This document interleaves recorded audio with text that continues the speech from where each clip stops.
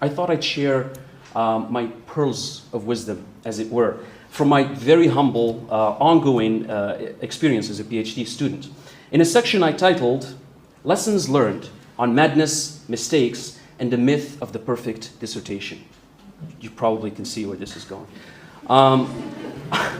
So when I first started this project, I imagined it would be neat. A nice, tidy literary study about American authors who traveled around the Mediterranean and wrote witty, nuanced narratives about ancient ruins and camels and the alluring strangeness of the world abroad. As I'm sure you're aware, that was a rookie mistake, because it's never that simple. Somehow, along the way, it turned into a much larger, much messier confrontation with both history and literature. Not just that what these authors saw, but what seeing even meant. Covering a period from the late 18th century barbaric captivity narratives all the way to post-Cold War Theroux was, frankly, a little insane, at least from a historical perspective. Literary scholars don't care about that. Trying to weave these narratives together, these three wildly different personalities, centuries, and historical moments into a coherent story sometimes felt like trying to write down a dream before it fades. There's an essential tension at the heart of this dissertation that I didn't fully anticipate when I wrote my first outline. Am I doing literary analysis, or am I writing cultural history?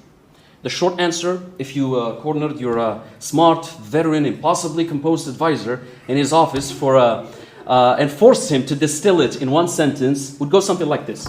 You are a literary scholar doing literary analysis using a historical approach. In other words, stop overthinking, just do the work, right?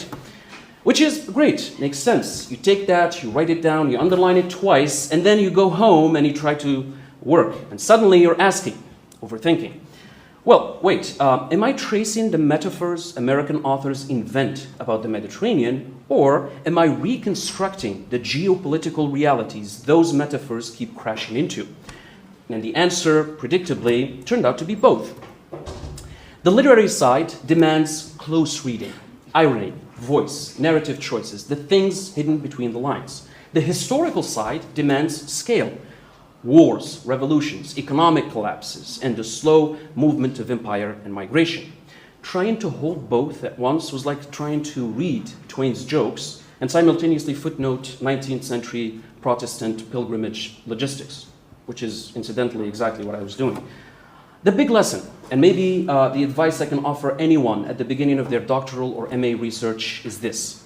You will not solve it. You will not master it. You will not close your Mediterranean like a textbook and say, yes, now I understand. What you will do, if you're stubborn and persistent enough, is wrestle the chaos into something momentarily coherent, something honest enough to be called finished.